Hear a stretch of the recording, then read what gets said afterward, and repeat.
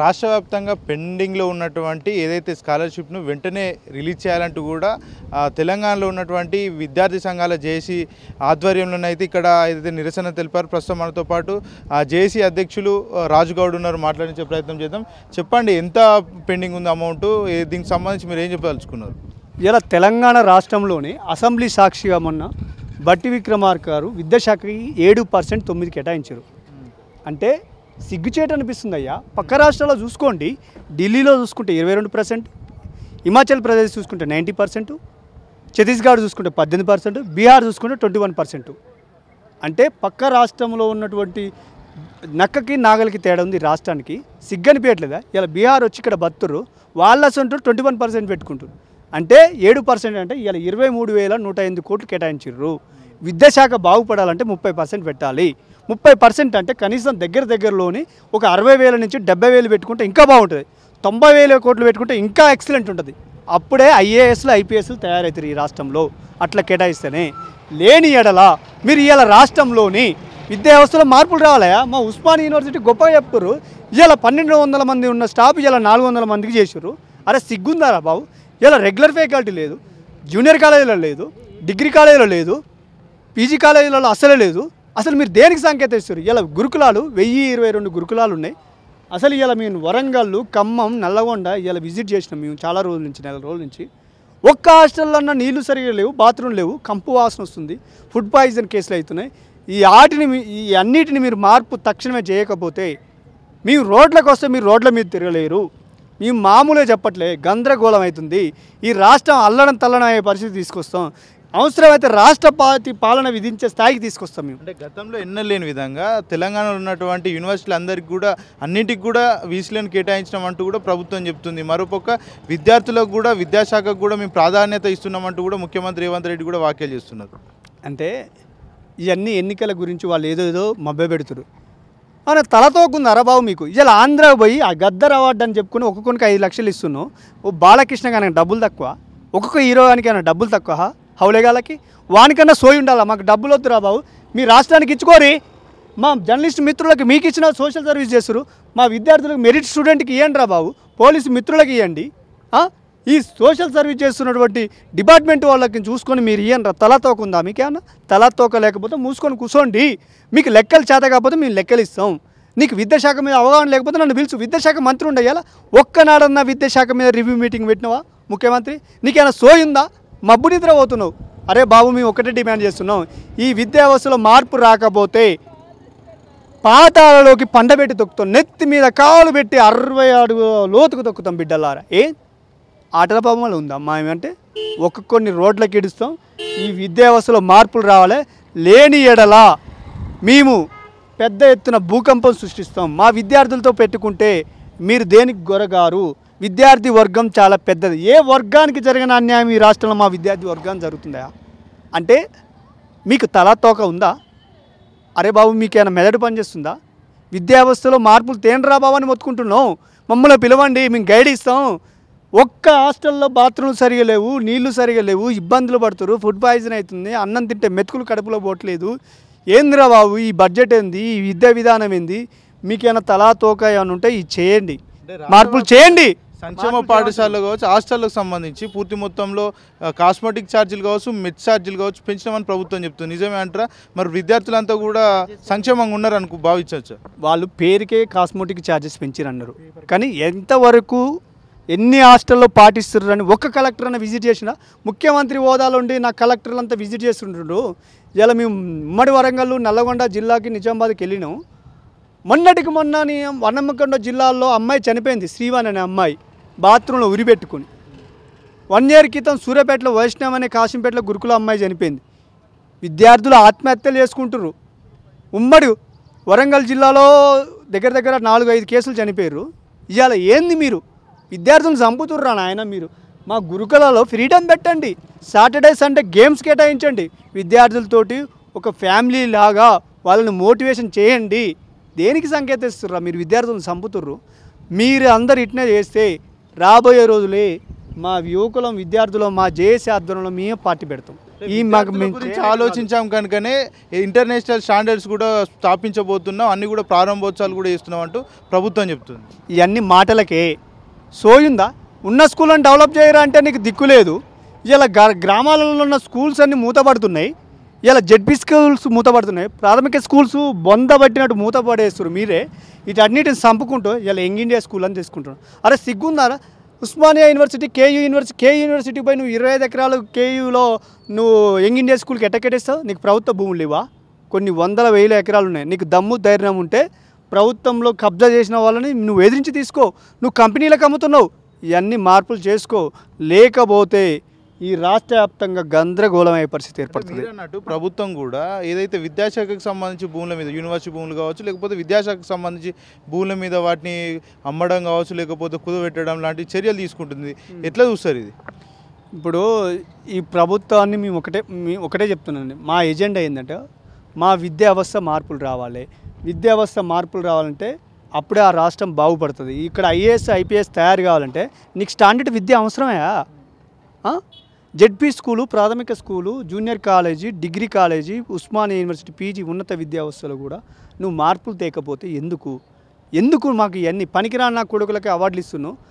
మేము చదువుకునే విద్యావంతులం, చాలా తెలివికల్లోనూ ఒక ప్రిపేర్ అయ్యేటోళ్ళం. ఐఏఎస్ ఐపీఎస్ తయారయ్యే విద్యార్థులకి మీరు సపోర్ట్ చేయకపోతే మిమ్మల్ని ఎందుకున్నది ఎందుకు? మేము ఇదే విద్యార్థులు అందరం కలిసి ఆనాడు బస్సు యాత్రలు చేసి మీ పార్టీని గెలిపించినామయ్యా. ఇలా అదే పార్టీని బొంద పెడతామని కూడా డిమాండ్ చేస్తున్నాం. బొంద పట్టేస్తాయి. ఉప ముఖ్యమంత్రి బట్టి విక్రమార్క కూడా ఒక కార్యక్రమానికి ఉస్మానియా యూనివర్సిటీకి వచ్చారు. అప్పుడు ఏమన్నా మీరు ఆయనను అడిగే ప్రయత్నం చేసిరా? ఏ నాయకుడు కూడా మా నివేదికలు ఇస్తే తీసుకుని ఆ చెత్త కుప్పలు పడేయడం కానీ ఎవడేం చేయడు. కాకపోతే మేమే చెప్తున్నాం. ఇవాళ మేము పోస్టర్ కొట్టించుకొని వచ్చి ఇలా చూడండి, ఈ రాష్ట్రంలో అన్ని యూనివర్సిటీల్లోనూ సెల్ఫ్ ఫైనాన్స్ కోర్సులు కూడా రెగ్యులర్ చేయాలను. రాష్ట్ర వ్యాప్తంగా ఉన్న అన్ని ప్రభుత్వ విద్యా సంస్థల్లో మౌలిక వసతులు కల్పించాలి. రెగ్యులర్ ఫ్యాకల్టీని నియమించాలి. సిగ్గు అనిపిస్తుందా? రెగ్యులర్ ఫ్యాకల్టీ పెట్టండి రా బాబు అని మొత్తుకుంటున్నాం. మీకు చేతకపోతే చెప్పండి, మేమే మీకు సలహా ఇస్తాం. ఇవాళ దేనికి సంకేతం ఇస్తారు మీరు? యూనివర్సిటీలలో, హాస్టళ్లలో ఇవన్నీ మార్పులు వస్తే బాగుంటుంది. కూడా ఇంకా 3 సంవత్సరాల కాలం ఉంది, ఖచ్చితంగా మేము అన్న ప్రతి ఒక్కటి కూడా చేస్తామని చెప్తున్నారు. ఆ విధంగా కూడా మీరు ఆలోచించవచ్చు. వాళ్ళు ప్రభుత్వం చేసేది ఉంటే ఈ రాష్ట్ర ప్రధానం విద్యార్థులు ఫస్ట్ మా విద్యార్థులకు చేసినాక వేరే డిపార్ట్మెంట్కి వెళ్ళండి. నీకు విద్యా వ్యవస్థ సరిగా లేకపోతే నీకు ఈ రాష్ట్రంలో ఆఫీసర్లు ఎలా తయారవుతారు? ఎంత గొప్పగా చెప్పుకుంటున్నావు. తెలంగాణ కొత్తగా రాష్ట్రం ఏర్పడ్డది. ఇది ఇంత కొత్త రాష్ట్రం ఏర్పడినాక దానికి మార్పులు రావాలి కదా. రాకపోతే మీరు ఎందుకు ఉన్నది పీకడానికా? గడ్డి పీకుతురా రాష్ట్ర ప్రభుత్వ మంత్రులంతా? గడ్డామేస్తురా లేకపోతే కుప్పకొట్టపోయిరా? ఏమైనా కూలి పని పోయిరా బాబు మీరు? అరే సోయిండు మాట్లాడుతారా? మీకు చేతకపోతే చెప్పుర్రా బాబు, రాజీనామా చేయండి. మేము ఇదే చెప్తున్నాం. మీరు వెంటనే ఇమ్మీడియట్గా పెండింగ్లో ఉన్న స్కాలర్షిప్ను విడుదల చేయాలి. అదేవిధంగా మా విద్యా వ్యవస్థలో మార్పులు రావాలి. మా ప్రధాన డిమాండ్ అంతే. హైదరాబాద్ నడిబొడ్డున ఉన్నటువంటి ఉస్మానియా యూనివర్సిటీలో కూడా హాస్టల్ సరిగ్గా లేవు, చాలా వరకు అసౌకర్యంగా మేము ఫీల్ అవుతున్నాం అంటూ కూడా విద్యార్థులు చెప్తున్నారు. నిజంగానే అలాంటి పరిస్థితులు ఇక్కడ కనబడుతున్నాయి అనుకోవచ్చా? ఇప్పుడు ఉస్మానియా యూనివర్సిటీలో హాస్టల్స్ దగ్గర 24 హాస్టల్ పైచీలుకున్నాయి. ఈ హాస్టల్లో వసతులు సరిగా లేవు. మీరు రోజు అక్కడ ఉన్నటువంటి చీఫ్ ఆర్డినతో అందరం ప్రభుత్వమే చేస్తుంది సార్, మేమేం చేయము, బడ్జెట్ కేటాయించట్లేదు అని అంటారు. మా యూనివర్సిటీలకి ప్రత్యేకంగా మీరు బడ్జెట్ కేటాయించండి. ఇంత గొప్పగా చెప్తున్నాం. యూనివర్సిటీలో ఒక పీజీకి వచ్చి గ్రామాల నుంచి వచ్చి విద్యార్థులు ఈడ పీజీ స్థాయికి వచ్చి ప్రిపరేషన్లో గ్రూప్ 1 గ్రూప్ 2 కొట్టాలి, లేకపోతే ఐఏఎస్ కావాలి, ఐపీఎస్ కావాలని ఒక రెడీలో ఉంటాడు. దానికి మీరు సపోర్ట్ చేస్తే ఆ విద్యార్థి పైకి వెళ్తాడు. మీరు అణచివేస్తుర్రు. ఈ మార్పులు మారుకోండి, లేకపోతే మీరు రాజీనామాలు చేయండి.